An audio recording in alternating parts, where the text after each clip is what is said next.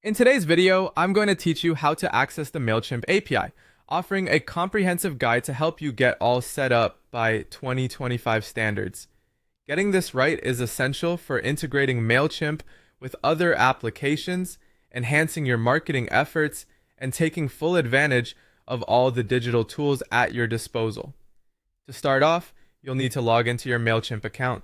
Simply head over to Mailchimp.com and then click on Log In. Enter your credentials, and once you're successfully in, navigate to your profile icon located at the bottom left corner of the page. Here, you'll want to select Account and Billing from the menu that appears. Next, we need to navigate to the API Keys section, the heart of today's mission. Within your account menu, click on Extras and then choose API Keys. If this is your first foray into Mailchimp's API world, you might see that this page is currently empty. But don't worry, we're going to change that in a jiffy. To generate a new API key, you'll need to click on Create a Key.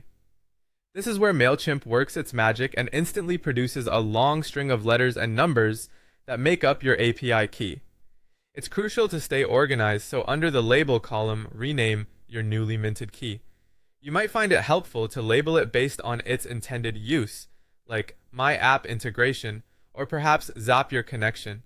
It's worth mentioning here the importance of security. Treat your API key just as you would a password.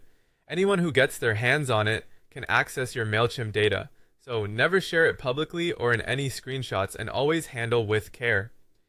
After you have your API key, you'll want to click Copy next to it. Then, for security's sake, store it in a password manager. These managers offer a safe haven, unlike shared documents that might inadvertently expose your key. Bear in mind, this key will be your gateway to connecting Mailchimp with various apps, pieces of code, or third-party platforms. Once you've stored your API key securely, it's time for a test run. Visit the Mailchimp API Playground and log in with your credentials to test your API key. You can run sample requests such as listing audiences or viewing campaigns. If everything is set up correctly, you should see data returned, signaling your API key is functioning perfectly. In instances where you might suspect your key has been compromised or you no longer need it, managing or revoking it is straightforward. Navigate back to Account and then Extras through to API Keys. Find the problematic key and click on Revoke.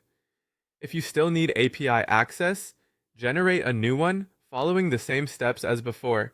And there you have it, your Mailchimp API is now ready for use.